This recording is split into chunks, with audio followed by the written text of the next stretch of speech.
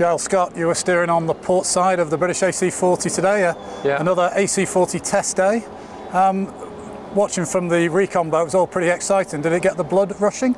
It did, yeah. No, it was good to get racing for sure. Conditions wasn't too windy today, which was wasn't making things too difficult, but the sea state certainly was. We had a building northeasterly swell underneath the wind chop, which was building throughout the day, which was really quite tricky to manage, and I think you'll have seen a few boats falling off the foils out there, and but a really good day. Certainly lots of lessons, I'm sure, not just for us but for every team out there, as we learn these boats and ultimately how we want to race them. We saw you very strong on the start line on more than one occasion. I think probably 3 out of the 4 starts you looked pretty good. Yeah. Is that something you've been focusing on? Yeah, I mean, I think the starts are going to be a massive part of racing these boats, like any other ultimately. But I think with the upwind starts, there's a lot of gas out there, especially with a fleet of the boats in pretty close proximity.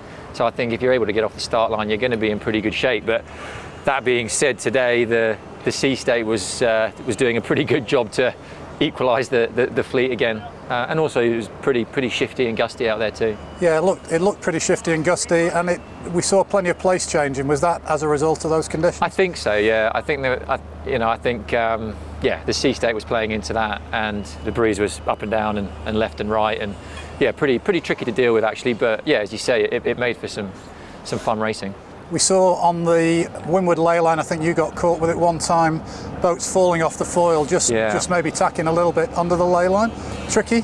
Yeah, it is tricky, and at that moment the fleet was coming together at the windward gate, really quite close proximity to one another, and it doesn't take much. You start a turn too early, too late, don't quite load the board up correctly. It's you get bitten pretty hard, and as soon as the boats go in the water, it's it's pretty terminal. Dropping off the foils, it probably is terminal for a race result. A poor start. Can you fight your way back through the fleet? Any thoughts on that? Certainly on a day like today, absolutely. I think if you had an out from an early tack and a duck, that was absolutely fine today. I think obviously if it's steady wind and flat waters, I think probably not, but I think there was plenty of errors out there, so a lot of snakes and ladders.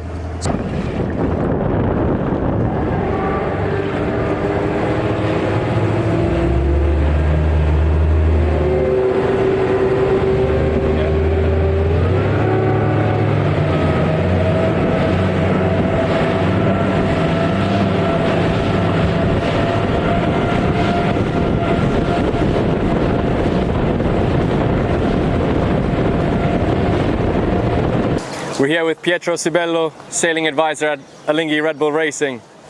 3 practice races today, testing the race management system ahead of the Vilanova Preliminary Regatta in 2 weeks. The first time on the course with the other teams. How did it go? What are the learnings from today? For sure, for us it was a great day. It was the first day in the campaign where we line up with other teams. So after having all the boys here pushing, first moving the base, then working on the 3-boat project, feeling kind of a race mode approaching is great and gives energy to all the team. For us was great learnings, great condition, great racing. The guys really managed well around the course, were really consistent, so it was a perfect first day. You held the lead at various moments today. How important is that for the team to be competing at the top with the other guys who have had a cycle more experience? Yeah, it's always hard to tell where you are compared to the opponent during the campaign. So touching base today has been important to give us a good feedback. We saw that we are doing well so far, and so we can keep going like we are doing. Of course, there is a lot to learn and to improve, but at least we have gaining a bit of confidence. Your second race was a very close finish between you and Rossa, Prada, Pirelli. Who came out on top? We were quite well positioned on the line. I think Alinghi Red Bull Racing had just a small bow forward on them.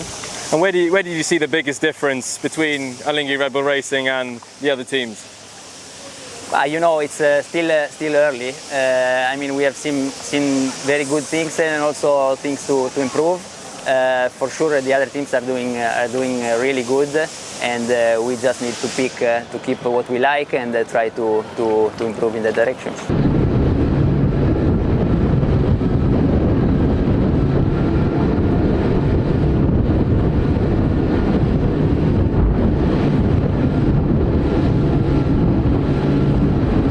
We are here with Nathan Otteridge, helmsman on port tack on Emirates Team New Zealand, defender of the 37th America's Cup.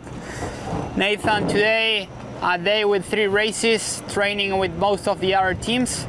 Can you tell us how it went?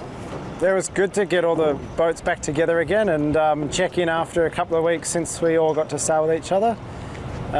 Seemed like a pretty successful day, from on-water ops operations, running courses and getting the tactical software going, and the racing itself was a lot of fun.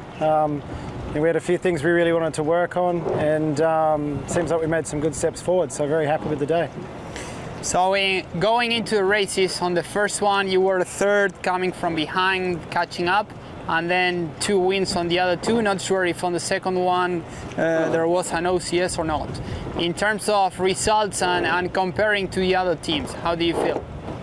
Well, I think today we just had a bunch of goals we really wanted to tick off in terms of how we're setting up to do the starts, and I think we're pretty happy with our starting plans and execution, and then a lot of it was about learning about the race course here, trying to sail a little bit later in the day as that wind is building and transitioning to that right hand side where seem to be a bit favoured at times, but like the results will only matter when we're actually racing in a couple of weeks, but it was good to have a pretty solid day, and the handling was quite good. Our performance, straight line speed, we were happy with, and yeah, the communication's quite a big one.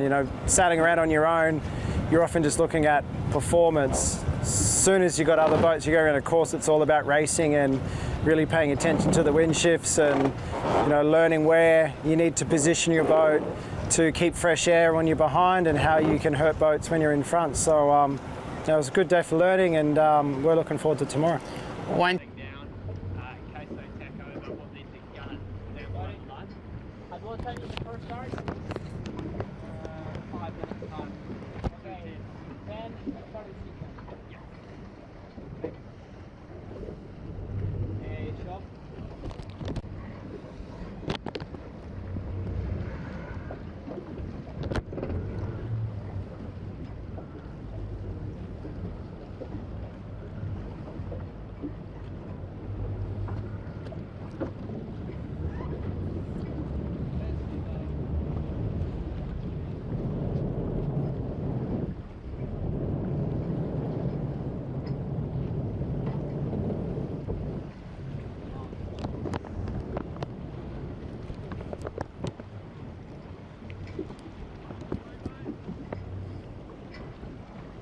Andrea Tazai, you were on the starboard side on the Rossa AC40 today doing sail trim.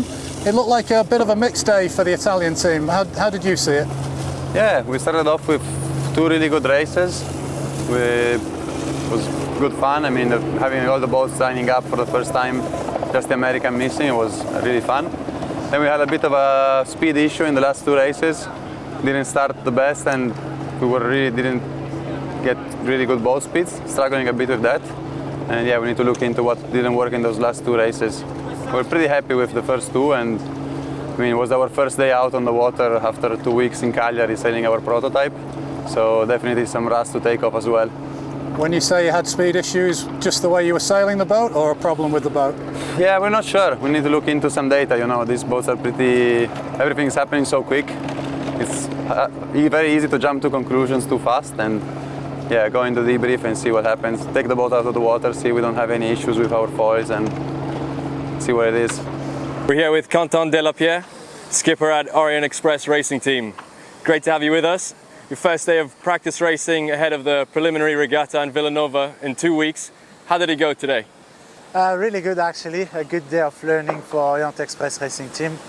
Only 8 days on this beautiful machine, the AC40, and today we were like really happy to race against the other and try to learn as much as we can because they have so much more experience than us on this AC40.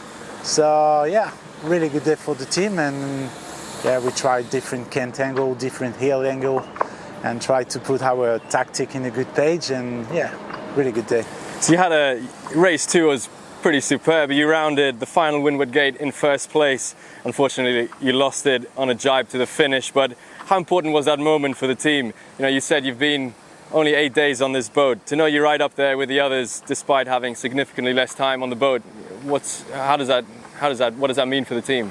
I mean, it's only training, so it doesn't matter a lot, but for the team, just like we're riding for all the effort that all the people in the team made in the last few weeks.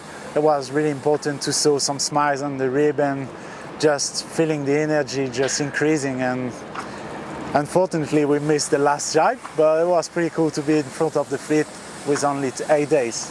I think everyone was excited to see you up there, and we were looking forward to see you in the third race, but you missed it. Can you tell us why? Yeah, we missed the third race because we only have one set of battery for the moment. We didn't receive the second one. So those boats are just, they just have 3 hours of battery autonomy, and at the end of race 2 we were just unable to reach the last race.